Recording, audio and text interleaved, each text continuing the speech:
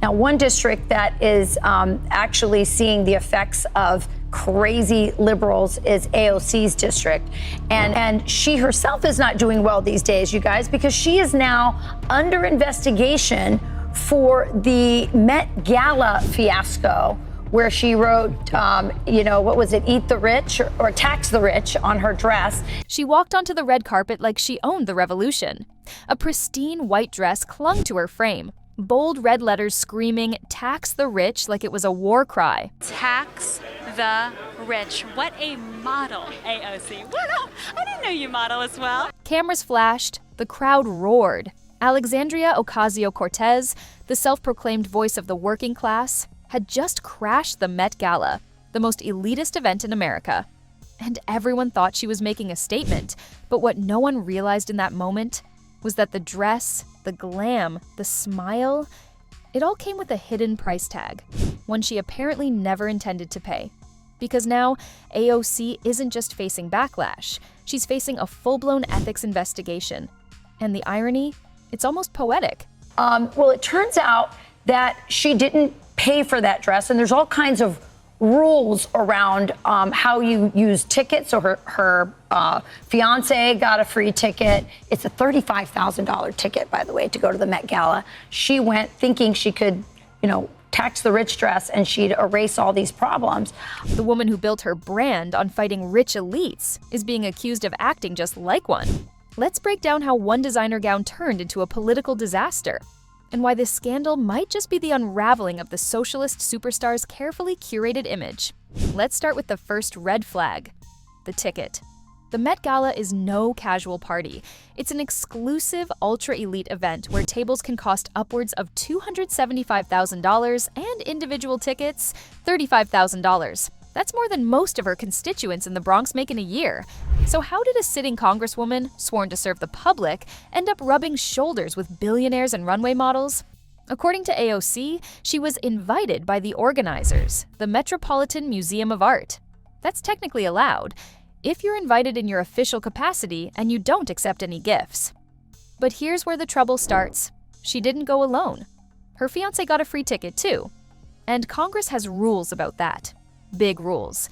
AOC, she's a Neiman Marxist.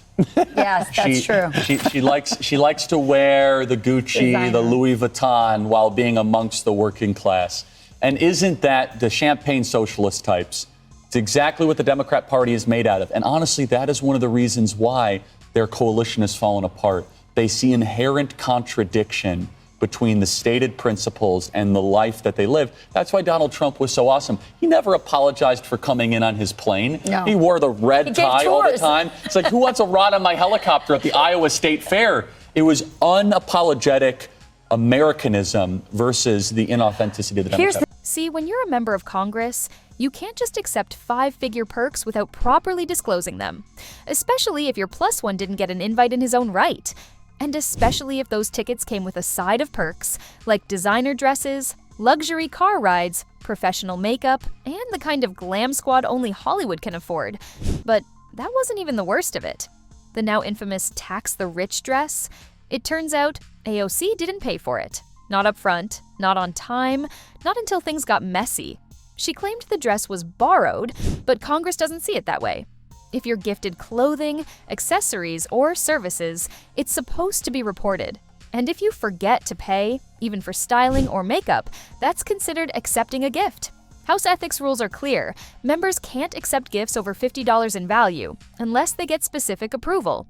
The dress, shoes, jewelry, limo rides, hair, makeup, those weren't freebies, they were liabilities. And worse, she didn't reimburse the vendors until after the investigation started heating up. Convenient, right? But hang on, it gets pettier and uglier. One of the most damning parts of this whole saga, she stiffed the makeup artist. That's right. According to reports, AOC walked into the Met Gala red carpet with flawless makeup and professionally styled hair. But when the event ended, so did her sense of responsibility. The makeup artist billed her. Nothing happened. The stylist followed up. Crickets. Eventually, one of them had to threaten legal action just to get paid. And we're not talking about $1 million tab, just a few $100, roughly $400 for services rendered. And still, Nothing. Not until the congressional probe began making noise. Let that sink in. A sitting congresswoman, who claims to champion the working class, ghosted the very service workers she claims to represent, and she wouldn't have paid a dime if they hadn't forced her hand. While she was preaching about income inequality and corporate greed, she was allegedly exploiting the very people she claims to fight for. You can't make this up. And the worst part? She didn't apologize. She blamed it on staffing issues. Her office called it a miscommunication, but the receipts were there. Emails, invoices, voicemails. It wasn't a mistake. It was a pattern. Eventually, Congress had to get involved. The House Office of Congressional Ethics launched a formal investigation, and they didn't hold back. In their detailed report, they outlined the many ways AOC allegedly violated House gift rules, from unreported perks to improper reimbursements. They highlighted the timeline of events, the vendors left unpaid, the services she accepted without documentation, and how most of it only got resolved after the investigation began. Translation: she didn't fix it because she wanted to. She fixed it because she got caught. And this isn't just about receipts and beauty bills. This is about ethics, about transparency, about whether a public servant used her position for personal luxury while pretending it was all for the people. It's also about image and the shattering of it, because AOC wasn't supposed to be one of them. She was supposed to be different. But let's be real, was she ever? Critics have started calling her the ultimate Neiman Marxist, the kind of socialist who preaches redistribution while sipping champagne in designer heels, who wears Gucci while quoting Karl Marx, who rants about billionaires on Twitter while cozying up to celebrities behind velvet ropes. It's the same old story. The revolution always eats itself, or in this case, dresses up in couture and forgets to tip the help. And it's not just about hypocrisy, it's about perception. To many Americans, this was the final straw. You can't scream about taxing the rich while accepting $35,000 party favors. You can't demand justice for the working class while ghosting the makeup artist who made you camera ready.